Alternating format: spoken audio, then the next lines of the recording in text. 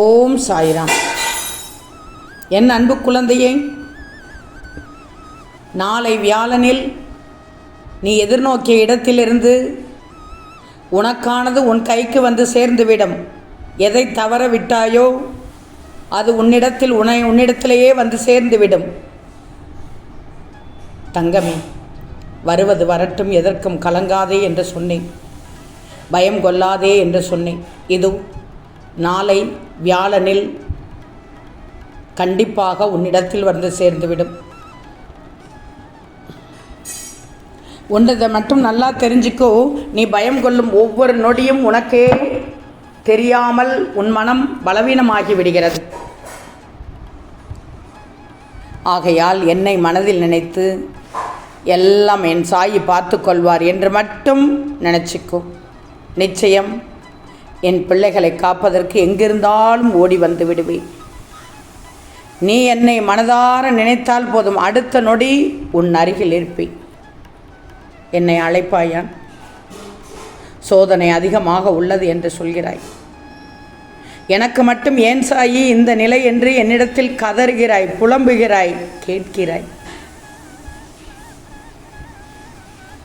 இப்போது கூட ஒன்று சொல்கிறேன், சோதனைக்கு உட்படாமல் உன்னால் உயர முடியாது. எந்த அளவுக்கு நீ இப்போது கஷ்டப்படுகிறாயோ அந்த அளவிற்கு உனக்கு உயர்வும் மிகப்பெரியதாக இருக்கும். வெற்றிகரமாக இதை நீ கடந்து வாழ்க்கையில் வெற்றி பெற்று விடுவாய். நீ நினைத்த அடுத்த நொடி உன் அருகில் இருப்பதற்கு என்னென்ன செய்ய வேண்டுமோ அனைத்தையும் உனக்கு நான் செய்து விடுவேன். கவலைப்படாதே, நிம்மதியாக தூங்கு. நீ மனதிலும் படும் கஷ்டம் எனக்கு தெரியும், உடல் அளவிலும் படும் கஷ்டம் எனக்கு முழுமையாக தெரியும். என்னிடத்திற்கு வர முடியாமல் தவிக்கிறாய், என் ஆலயத்திற்கு வர முடியாமல் தவிக்கிறாய். உனக்கான பதில் இதோ. என்னிடத்தில் வர முடியவில்லை என்றாலும் பரவாயில்லை, உன் உள்ளமே என் இருப்பிடம், அனைத்தும் நான் அறிவேன். நாளை வியாழனில் என்னுடைய ஆலயத்திற்கு வர முடியவில்லை என்றால் உன் வீட்டில் விளக்கேற்றி ஓம் சாயிநாதரே நமக என இந்த நாமத்தை 11 முறை சொல்லி பிரார்த்தனை செய். உன் மனதில் உள்ள அனைத்தையும் அந்த நேரத்தில் என்னிடம் சொல். அந்த நேரத்திலிருந்தே உன் மனம் லேசாக இருக்கும். உனது பாரத்தை இறக்க இறக்க அதை நான் ஏற்றுக்கொள்வேன். அதற்கான வழிகளை காட்டுவேன். அதற்கான வேலைகளை செய்து விடுவேன். உன் மனம் லேசாக இருக்கும் என்பதை உணர்வாய். உணர்ந்த பின் ஆம் சாயி நான் உணர்ந்தேன் என்று பதிவிடு. உன் போராட்டம் சின்ன சின்னதாக விலகுவதை நீ பார்த்து கொண்டே இருப்பாய். நானும் அந்த வேளையில் உன்னை பார்த்து கொண்டுதான் இருப்பேன். நான் இருக்கும்போது பயப்படக்கூடாது, பயத்தை விடு, தைரியமாக இரு. நீ ஏங்கி தவிக்கும் விஷயம் நாளை நிச்சயமாக உன்னிடத்தில் வந்து சேர்ந்துவிடும். இனி யாரிடமும் குறைவாக பேசு, அளவாக பேசு. உன்னை சுற்றி நடப்பதை கவனி. யார் யார் எப்படி என்பதை சற்று கூர்மையாக கவனிக்க வேண்டிய நேரம் இது. உனக்கு அடுத்தவர்கள் உனக்கு கெடுதலே செய்தாலும் அமைதியோடு அவர்களை விட்டு விலகிவிடு. அனைத்தையும் நான் பார்த்து கொள்கிறேன். பொறுமையோடு இரு, நல்லதே நடக்கும்.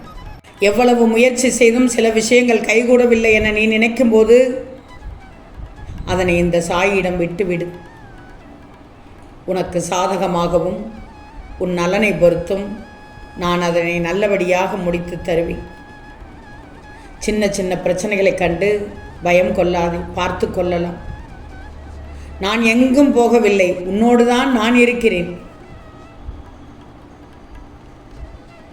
ஒன்று மட்டும் ஞாபகத்தில் வச்சுக்கோ, எதுவாயினும் சமாளிக்கும் குணம் வேண்டும். அப்போதுதான் கஷ்டமான சூழ்நிலையிலிருந்து, கடினமான சூழ்நிலையிலிருந்து உன்னால் நிச்சயமாக வெளியில் வர முடியும். இந்த சாயின் துணை உனக்கு எப்போதும் உண்டு. நீ செல்லும் இடமெல்லாம் வழித்துணையாக நான் வந்து கொண்டே இருப்பேன், வருவேன், வருகிறேன் என்பதை பல முறை நானும் உணர்த்தி காட்டியுள்ளேன். சின்ன சின்ன பிரச்சனைகளை எல்லாம் பார்த்து பயப்படாதே, பார்த்து கொள்ளலாம். ஒன்றும் செய்யாமல் ஆட்டம் போட்டு கொண்டிருப்பவர்களெல்லாம் ஆடுவார்கள், ஆட வைப்பேன். இப்போது வேண்டுமானால் அவர்களுக்கு நல்ல காலமாக இருக்கும். ஆனால் அவர்கள் நல்ல காலத்தில் வாழவில்லை. நல்ல காலம் என்று அவர்களாக நினைத்துக் கொள்கிறார்கள். மனதில் அவர்களிடத்தில் பயம் இல்லை. என்ன வந்தாலும் பார்த்து கொள்ளலாம் என்ற பலம் அவர்களுக்கு உண்டு. ஆனால் தப்பு செய்கிறார்கள். தப்பு செய்கிறவர்களிடத்தில் பலம் இருந்தும் பயன் இல்லை. எப்போ எந்த நேரத்தில் விழுவார்கள் என்று அவர்களுக்கு தெரியாது. ஆனால் எனக்கு தெரியும். அதனால் பயப்படாது. நெஞ்சை நிமிர்த்தி கொண்டு அவர்கள் சென்றால் அவர்கள் சென்ற வழியில் செல்லட்டும். அவர்கள் சென்ற வழியை மாற்ற முடியாது. அப்படிப்பட்ட குணம் கொண்டவர்கள். அவர்களுக்கு ஒன்றுமே புரியாது. அன்றைய நாள் கழிந்தால் போதும். அன்றைய தினத்தில் யாரையாவது புண்படுத்தினால் போதும். அவர்களுடைய குணத்தை மாற்ற முடியாது. நீ மாற்ற முயற்சிக்க வேண்டாம். அவர்களிடத்தில் விலகி இரு. ஒரு சொல் அந்த நேரத்தில் எப்படி பேச வேண்டுமோ அதில் எதிர்வாதமாக இருந்தாலும் சரி, சொல்லிவிட்டு அந்த இடத்தை விட்டு நகன்று விடு. உன்னிடத்தில் வாளை நீட்ட மாட்டார்கள். உன்னை விட்டுட்டு அடுத்தவர்களிடத்தில் தேடி போவார்கள். அதுதான் அவர்களுடைய வேலை, அதுதான் அவர்களுடைய குணம். பிறவி குணத்தை மாற்ற முடியாது. எனவே யாரையும் சட்டை பண்ணாது. நீ சரியாக செய்கிறாயா, அது போதும். யாருக்கும் நீ அடங்கி போக வேண்டும் என்ற தேவையே இல்லை. மனதில் பயத்துடன் காணப்படும் உனக்கு விரைவில் அதற்கான தீர்வு என்னுடைய பக்தர்கள் மூலமாகவோ உன்னுடைய உறவினர் மூலமாகவோ நிச்சயமாக கிடைக்கும். அதன் பிறகு உன் வாழ்க்கையே நல்ல வழியாக மாறும். உன் வேலையில் உள்ள குழப்பம் அதனால் நீங்கிவிடும். திரும்பவும் சொல்கிறேன், என் பிள்ளையிடத்தில் என்றும் எங்கும் எப்போதும் உனக்கு துணையாக நான் வந்து கொண்டே இருப்பேன். நம்பிக்கையோடு நாளை காலை உன்னுடைய வேலையை தொடங்கு. நீ எதிர்நோக்கிய இடத்திலிருந்து உனக்கான ஒரு விஷயம் உன் கையில் நிச்சயம் கிடைக்கும், கிடைக்க வைப்பேன். அதுதான் என்னுடைய வேலை. வியாழனில் அற்புதம் நடந்தது என்று எல்லோருக்கும் சொல்வாய்.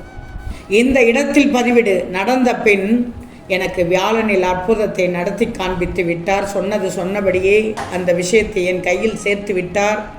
நான் நம்புகிறேன் சாயி, நீங்கள் இருக்கிறீர்கள். இப்படி பதிவிடு.